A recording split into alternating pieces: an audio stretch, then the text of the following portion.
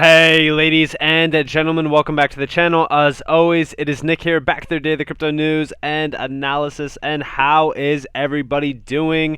I'd love to hear from all of you, especially if you guys are a Q&T holder. If you guys are a Q&T holder, definitely hit that like button, as it does help the channel grow immensely. I really do mean that. It does help the channel get out there to more and more people, and it does really help the channel grow, and I do greatly appreciate it.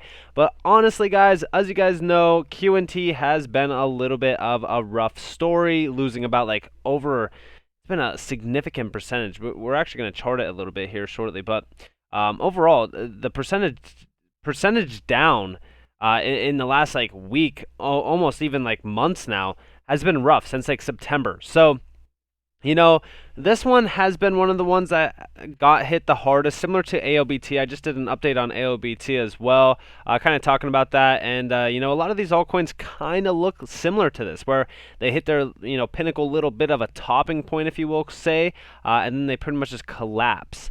Now, in my mind, to be completely honest with you guys, I think that we just finished, in my opinion, a wave 1 into a 2.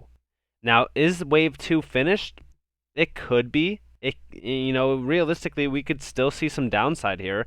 But in my opinion, I think Q&T is going to make some major gains. Will I be buying currently at these prices? I mean, it's still extremely undervalued. I think that this is going to be one of those altcoins that, proves its main, focus point very, very soon. I think that this is going to explode in price as well. In terms of the holders tab, we are seeing a lot more, buying opportunities here for a lot of individuals, and we are seeing the numbers still kind of rise. It kind of diminished a little bit, as you guys do see. It went from 290 to 293, only 3.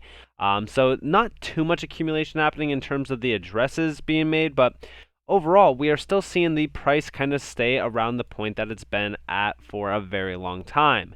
Now, the reason to me that I think that Q&T is such a great, asset to hold long term is because it's made us so much money recently. But it's not even about the money aspect. It's about the focus that Quant is actually really kind of focused on, which is interoperability, or the network of networks, really kind of connecting pretty much every DOT asset to one, as well as many other pretty much portions of the future financial, system. So, in my mind, even at our current levels, we've had a juicy buy at about $138 almost. I mean, this is crazy. We were never expecting it to go this low. I don't think anybody was really. And in terms of the prices that we pretty much, tested, look at the support zone that we pretty much bounced off of back on October 2nd and 3rd. Look at the levels that we hit recently. That is insane. So this is ultimately extremely undervalued at its current levels. As we do know, it hit almost $500. I seen somebody say the other day that they're waiting until the bear market to buy this at $30 or $10, and I'm just thinking to myself wow, you have some crazy thoughts, because even if this does go, say for so this goes to I don't know, say for $2,000, okay? Almost a 10x from our current level. So if this went from our current level to $2,000, first off, the percentage gains is almost like a 2x, like I've said. And if this dips, 90%, look at the lowest point that we will go to. Almost $200. So in my mind, okay, this is going to be one of those plays where a lot of people are thinking, well, I'm going to be buying Q&T at $10, $30, $50, whatever, during the bear market. So why would I buy at this? Well, guess what? If we go into a bear market and we top at, even if we top at $1,000, it's still going to be extremely, expensive still to accumulate Quant. We've had some juicy buys for this all year long. I've talked to you guys about it in the past, but we've discussed Q&T at $30, $40, $50, $100, $200. I always talk about it because this is one of the most undervalued assets in the space for what it is focused on. So we are currently down about 65% still from the all-time high. We hit about 71.84%. We've almost hit the bear market lows. I mean, during a bear market, assets will crash 80 to 90%. Now, I'm just saying 90% would have brought us down to about $45. That's where you pretty much wanted to buy, but still, it doesn't matter. We've hit some significant lows on Q&T, and in terms of this market, first off, look at the market cap for crypto going all the way back as early as 2019, January. $137 billion, almost a whole, 3 years ago now. And we do see 2020, $273 billion. 2021, just this year alone, $934 billion.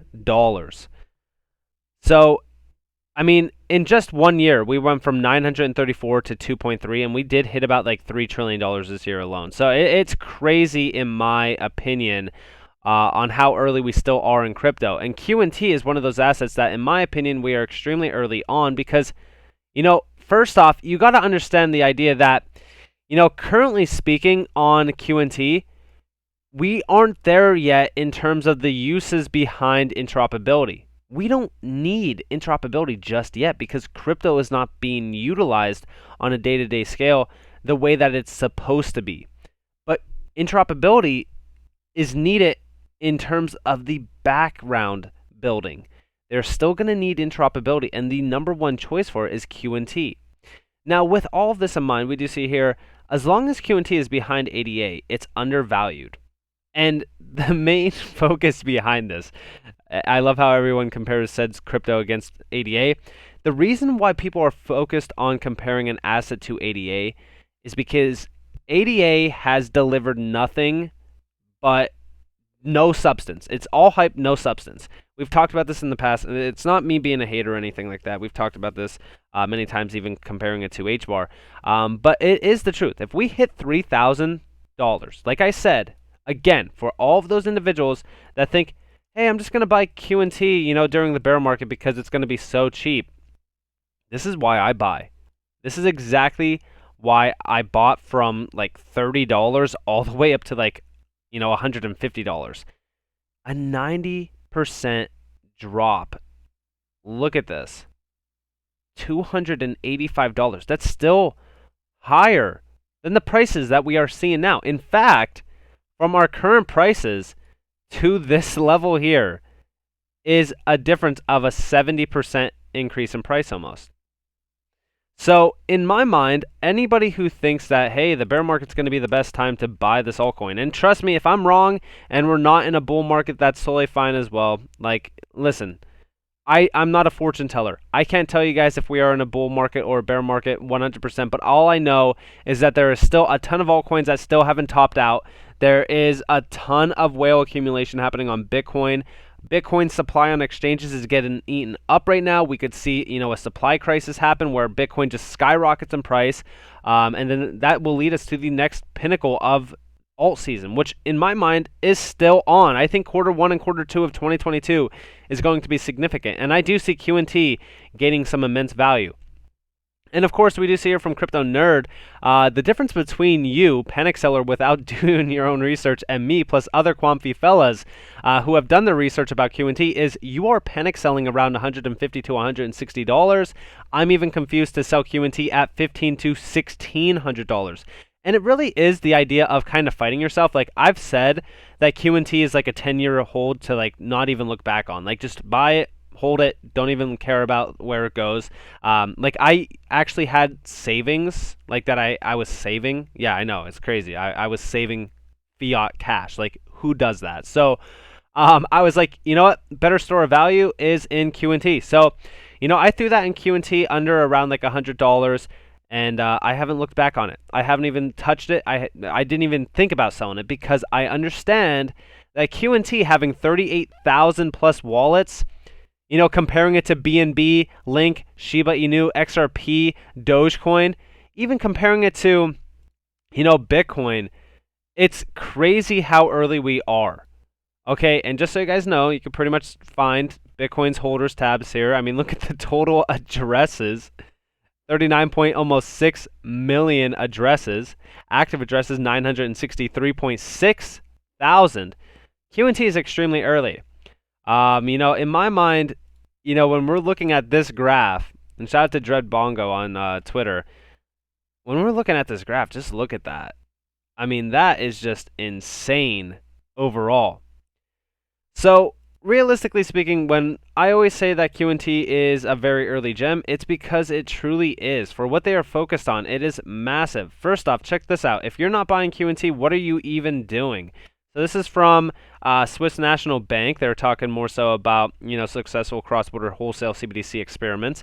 A single distributed ledger technology platform operated by a third party. Now, of course, they're not mentioning anything. A lot of people are saying looking for a direct quant reference. This was as close as I got.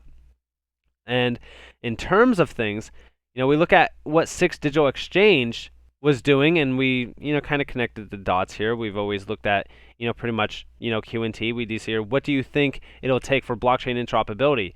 Mindset change, tech advance like QNT, not needed, move on. And a lot of people are, saying, hey, if this is connected directly to SDX, then obviously QNT is going to play a huge role within this. And a lot of people are connecting, XRP to this and stuff like that. But overall, in my opinion, I think SDX is directly correlated to QNT. We also see here, testing my QNT thesis. For institutions to use Overledger, they need to lock up QNT in an L2 payment channels. So in theory, there should be a whole load of dormant QNT untouched, unmoved, and ready for Overledger.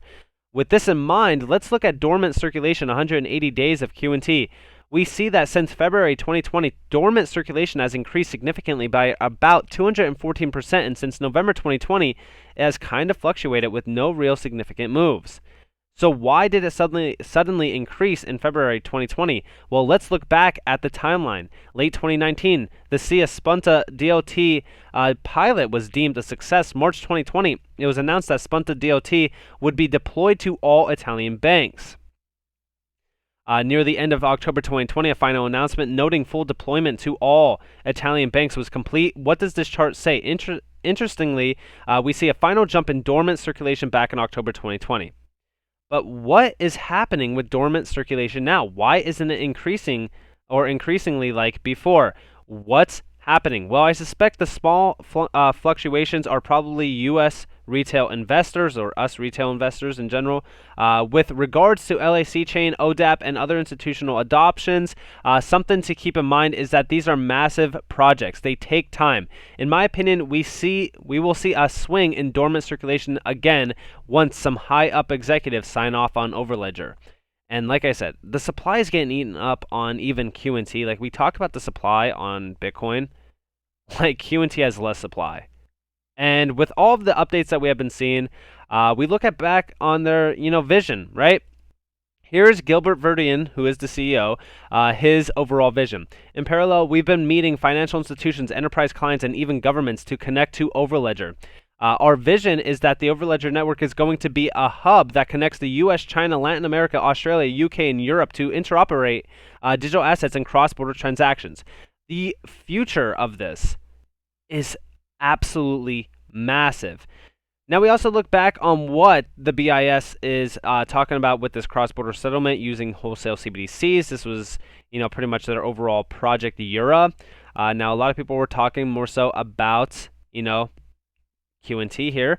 A lot of people were kind of confused on where QNT kind of comes in here, but overall, when we're talking about what's been happening behind the scenes with Visa, with, a lot of these financial institutions within the Quant network scene, in my mind, this, interoperability, first off, this is all from SDX.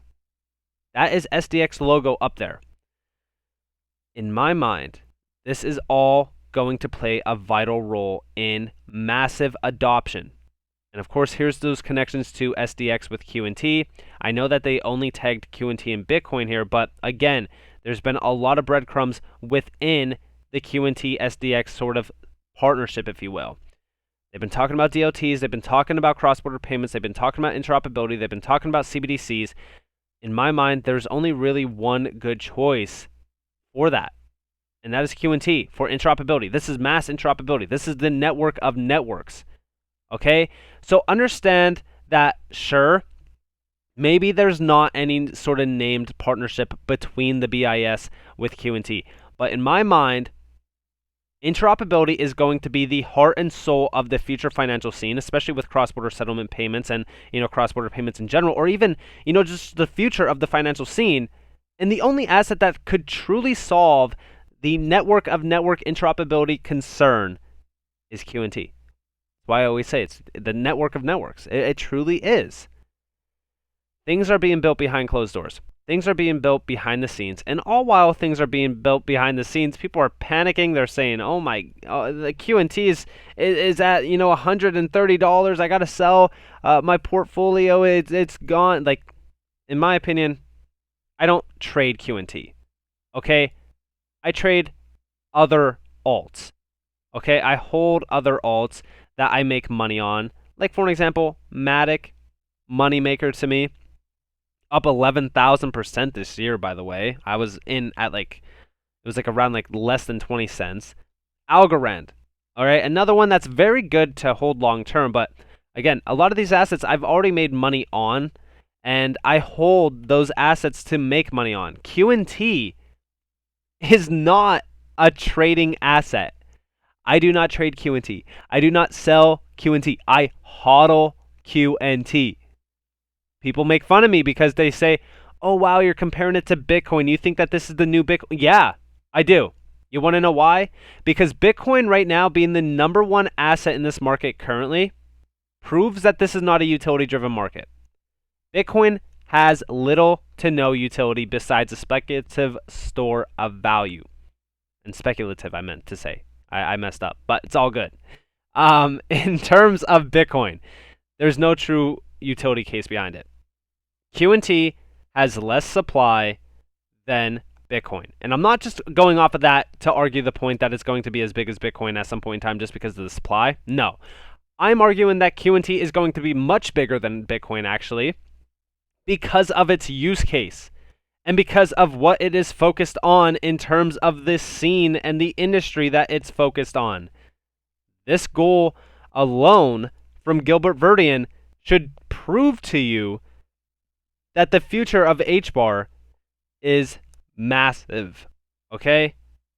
So with all of that in mind, I hope that you all enjoyed this video. If you guys did, definitely leave a like, subscribe, turn notifications on. If you guys want more free content, you guys are more than welcome to follow me on Twitter and join the free Discord down in the description below. As always, I hope that you all have a beautiful day or beautiful night wherever you guys are in this beautiful world. This has been Nick. Peace out, guys.